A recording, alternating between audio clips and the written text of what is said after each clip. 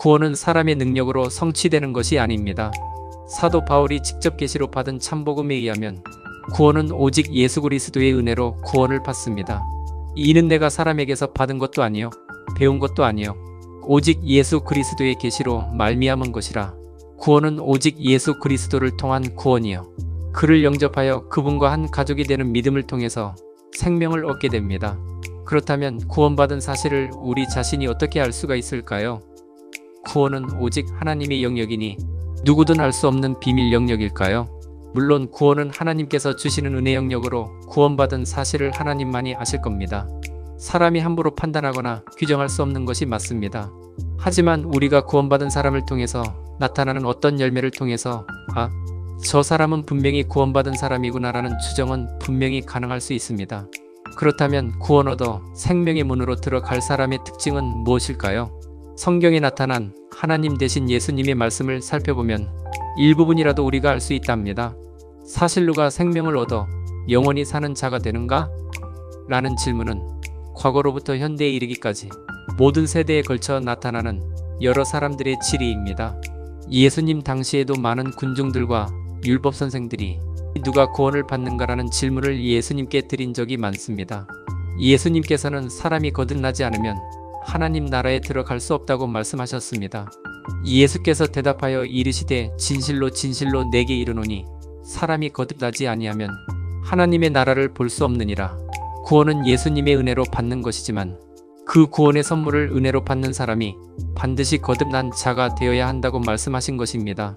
예수 믿음을 통한 구원만을 부르짖는 쉬운 구원을 주장하는 사람들은 누구든지 주의 이름만 부르면 구원을 받고 영생을 얻는 것으로 봅니다.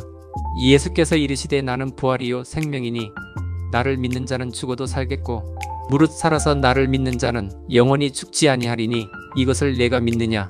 보라, 예수께서 자기를 믿는 자들은 죽어도 살고 영원히 죽지 않는다고 하셨으니 믿기만 하면 구원이라며 값싼 구원을 주장합니다. 하지만 우리는 성경의 일부분 말을 인용하여 그것을 온전한 진리로 주장해서는 안 됩니다. 성경 곳곳에 기록된 여러 기록들을 종합해서 엑기스로 짜낼 때만이 참된 진리를 만나게 되는 것입니다. 그렇다면 예수님은 구원 얻는 방법을 하나가 아니라 두 개라고 말씀하신 것입니까? 결코 그렇지 않습니다. 율법을 통한 선한 행위를 평가해서 구원 얻는 것은 아니며 오직 하나 예수 그리스도를 통한 믿음으로만 가능합니다. 여기서 잠깐만요. 우리에게 한 가지 궁금증이 발생합니다. 예수님을 통한 유일한 구원이라면 왜 예수님은 구원을 말씀하시면서 거듭남을 거론하신 것일까요? 구원과 거듭남은 어떤 인과관계가 있는 것입니까? 영생과 거듭남은 어떤 상관관계가 있는 것일까요? 우선 거듭남의 정의를 같이 알아봅니다. 거드르나다에 해당하는 헬라어는 겐네테이 아노덴입니다. 이를 직역하면 위로부터 다시 태어나다라는 뜻입니다. 믿는 자에게 영원한 생명을 주시는 하나님의 일방적인 행위입니다. 예수 그리스도의 이름을 믿음으로 우리가 하나님의 자녀로 탄생하는 것입니다. 죄인이 그리스도를 믿는 믿음을 통해 영적 생명을 얻을 때 성경은 그것을 새로운 탄생 거듭남으로 봅니다. 거듭남은 인간의 노력으로 이루어지는 것이 아니라 성령의 초자연적 역사로 이루어집니다. 사람이 회개하고 마음을 하나님께 바칠 때 성령께서 보이지 않는 능력으로 새로운 생명을 우리 안에 창조하십니다. 그래서 거듭남은 하나님의 전능하심으로 주어지는 하늘의 영적 선물입니다. 위로부터 내려주시는 성령의 초자연적 은혜의 선물입니다. 모든 그리스도인은 이 선물을 받고 예수 안에서 새로운 피조물이 되는 것입니다. 결국 거듭남은 내가 이루는 것이 아니라 성령의 임하심으로 내 안에 성취되는 것입니다. 예수님은 구원을 거듭남과 동일한 의미로 설명하셨습니다. 구원과 거듭남은 서로 다른 것이 아니라 동일한 의미로 사용되어져 있습니다. 거듭나지 않고 구원받은 사람이 있을 수 없습니다. 다시 말하면 정말로 구원받은 사람은 거듭난 자라는 말씀입니다. 그렇다면 거듭난 증거가 무엇일까요? 우리가 예수 믿어 거듭난 증거가 어떻게 나타날까요? 우리 자신이 거듭난 사실을 구체적으로 알 수 있는 방법은 없을까요? 물론 있습니다. 거듭남을 쉽게 설명하면 갓난아이가 출생하는 것과 같습니다. 어린아이가 태어나서 제일 먼저 하는 일은 우는 일입니다. 울지 않으면 죽게 됩니다. 이 세상에서의 첫 호흡을 우는 것으로 시작합니다.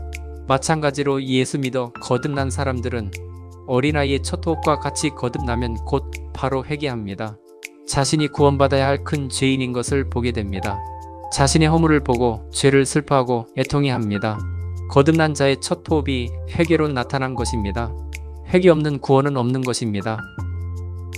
아직도 죄를 버리지 않고 구원받기를 기대하는 것은 회개 없이도 구원받을 수 있다고 주장하는 사람과 같습니다. 사도 바울이 다메섹에서 예수 그리스도를 만나 변화된 삶을 살았습니다. 우선 그는 아라비아 광야로 들어가 예수님을 핍박했던 지난 과거를 철저히 참회합니다. 그리고 즉시로 각 회당에 들어가 예수님이 하나님의 아들이심을 담대하게 전했습니다. 사도 바울이 왜 그렇게 열정적으로 복음을 전하는 사람이 되었을까요?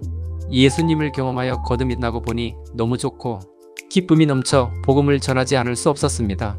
억지로 전하는 복음이 아니었습니다. 거듭나고 보니 주를 모신 기쁨이 넘쳐 매로 침을 받아도 그는 행복했습니다. 감옥에 들어가도 찬양하며 소망을 놓지 않습니다. 그러고 보면 우리가 증인이 되지 못하는 이유는 참복음을 경험하지 못한 결과입니다.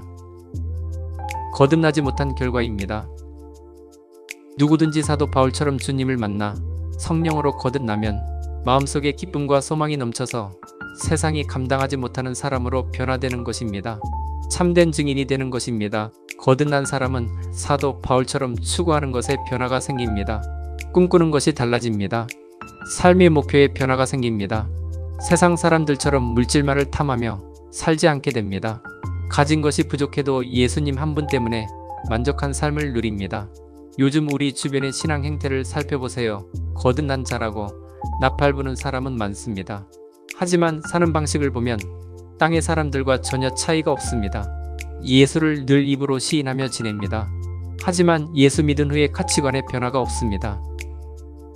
우리가 예수 믿기 전과 믿은 후의 차이가 전혀 없다면 구원을 의심해야 합니다.